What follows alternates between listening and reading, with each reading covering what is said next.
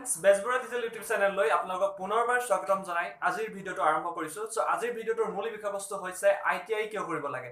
তেনেহলে বলকচোন ভিডিওটোৰ মাজলৈ আগবাঢ়ো যদি মোৰ ভিডিওটো চাই ভাল পায় তেনেহলে please like share and comment কৰাৰ লগতে সাবস্ক্ৰাইব কৰি বেল আইকনটো প্ৰেছ কৰক যাতে মোৰ আহিবলগীয়া নতুন ভিডিওসমূহ সকলোতকৈ প্ৰথমে আপুনি পায় ধন্যবাদ সক আইটিআই কিয় কৰিব লাগে সো আজিৰ যিবিলাক ষ্টুডেন্টে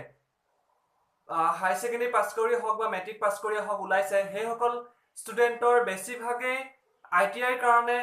মৰি গৈছে মানে একদম মৰি যোৱা বুলি ক'ব লাগিব আইটিআই নহলে যেন নহবই লাইফত একোই নহব এনেকুৱা ধৰণৰ বহুত এটা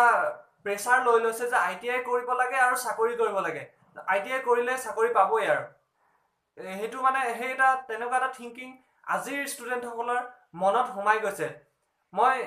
বহুত ষ্টুডেন্টক দেখিছো প্ৰায় বিলাকে কয় যে আইটিআই কৰিম কিন্তু আইটিআই কিয় কৰিব লাগে জানেনে আইটিআই টু কিহৰ কাৰণে দিয়া আসলতে কিহৰ কাৰণে এই আইটিআই কোৰ্সটো উলিয়াই দিছে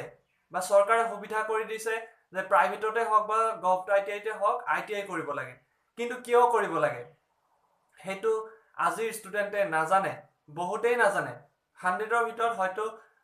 95% ষ্টুডেন্টে নাজানে যে আইটিআই কিয় কৰিব লাগে তো 5% ষ্টুডেন্টে হয়তো জানে যে আইটিআই কিয় কৰিব লাগে আৰু সেই কাৰণে আহিছে আইটিআই কৰিব কাৰণে আৰু আইটিআই কৰি হেইকল ষ্টুডেন্টে বহি থাকিব লগা হোৱা নাই নিজৰ কামত নিজৰ লাইনত গুছি গৈছে সো মই আজি আপোনালোকক জনাম যে আইটিআই কিয় কৰিব লাগে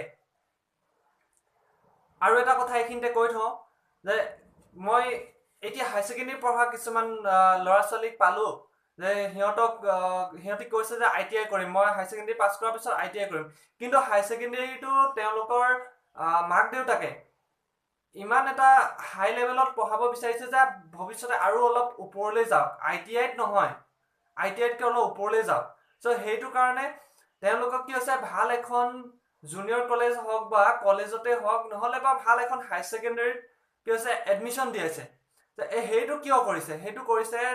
তেওঁলোকৰ অভিভাৱকে যে লৰাজন বা ছোৱালীজনীয়ে ভৱিষ্যতে এটা ভাল কামত নিয়োগ পাওক বা ভাল এটা কামত ওপৰলৈ উঠি যাওক কিন্তু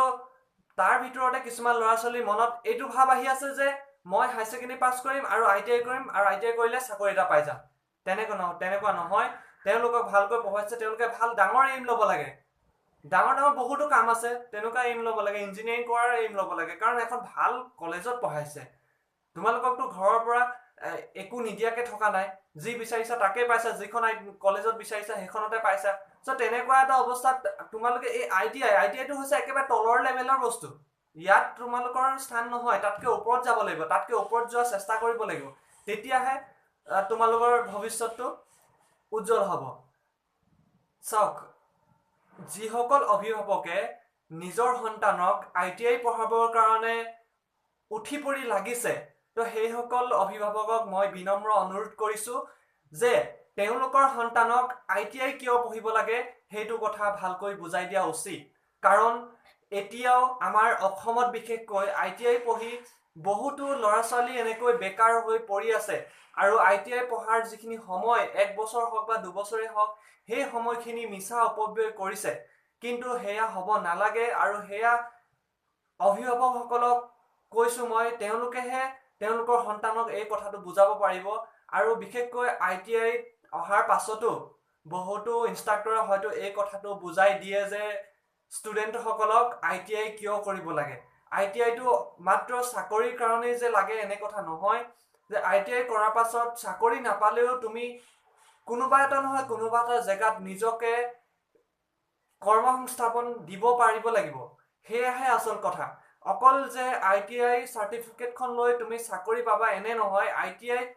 সাৰ্টিফিকেটখন পোৱাৰ উপৰিও আইটিআইত কি জ্ঞান দিয়া হৈছে জ্ঞান আহৰণ কৰিব লাগিব আইটিআই জ্ঞানটো ল'ব লাগিব আইটিআই কি জ্ঞান দিয়া হয় আসলতে তেনেকুৱাবিলাক তেওঁলোকে ল'ব লাগিব তেওঁলোকৰ থিংকিংটো এইটো হোৱা অনুচিত যে অকল সাৰ্টিফিকেট এখন ল'ব লাগে আৰু চাকৰি কৰিব লাগে সো তেনেকুৱাকৈ যেতিয়া যিসকল লৰা ছোৱালীয়ে সাৰ্টিফিকেট ল'ম বুলি আহে হে সকলৰ হয়তো বহুতৰে কি হয় আধাতে আইটিআই সামৰিব লগা হয় কিয়নো আইটিআই যিবিলাক কাম দিয়া হয় কৰিবলৈ বা আইটিআই যিটো কোৰ্স কমপ্লিট কৰিবলৈ হলে যেনেকুৱা ধৰণৰ কষ্ট কৰিব লাগে সেই কষ্টখিনি তেনেকুৱাবিলাক লৰা ছোৱালীয়ে কৰিব নোৱাৰাৰ ফলতে কি হৈছে ITI টো আধাতে সামৰিব লগা হয় তেনেস্থলত কি হয় সেইখিনি সময় মিছা অপব্যয় হয় আৰু মই কৈছো যিসকল ষ্টুডেণ্টে ITI কৰিম বুলি এতিয়াও ফৰ্ম ফিল আপ কৰিছে বা কৰবাত এডমিশ্যন লৈছে সেইসকল ষ্টুডেণ্টৰ প্ৰতি মোৰ অনুৰোধ তোমালোকে ITI ত অহাৰ আগমুহূৰ্তত নিজকে ঠিক কৰি লোৱা নিজকে প্ৰস্তুত কৰি উলিওৱা যে তুমি কোনটো কামত পইণ্ট তুমি কোনটো কামত তোমাৰ ইন্টাৰেষ্ট আছে তো তেনেকুৱা এটা কামৰ এগেইনষ্টত তুমি ITI ট্ৰেডটো সিলেকশন কৰা আৰু ITI পঢ়িবলৈ আহা যদি কামটোত তোমাৰ ইন্টাৰেষ্ট নাই তেনেকুৱা ক্ষেত্ৰত তুমি কেনেকৈ কাম কৰিবাগৈ কাৰণ ITI টো বহি কৰবাত কাগজ পত্ৰ লিখি তেনেকুৱা কাম কৰি চাকৰি টকা অৰ্জন কৰা তেনেকুৱাটো চাকৰি নোপোৱা ITI কৰিলে তুমি কষ্ট কৰিব লাগিব ফিজিক্যালি তুমি মানুহটো হেলদি হ'ব লাগিব তাৰ পাছতহে তুমি ITI কৰিবলৈ আহিব পাৰা সো মই কৈছো যিসকল ছাত্ৰ ছাত্ৰীয়ে বা যিসকল যুৱক যুৱতী ITI পঢ়িম বুলি ওলাই আহিছে সো সেইসকলকো কৈছো যে ITI অহাৰ আগতে তোমালোকে এইটো এম কৰি লোৱা যে ITI আহিছো কিবা এটা শিকিবলৈ পাম বা কিবা এটা মই শিকিহে ওলাই যাম তেনেকুৱা এটা মনোভাৱেৰে ITI তুমি আহা আৰু সম্পূৰ্ণকৈ কোৰ্স কমপ্লিট কৰা সো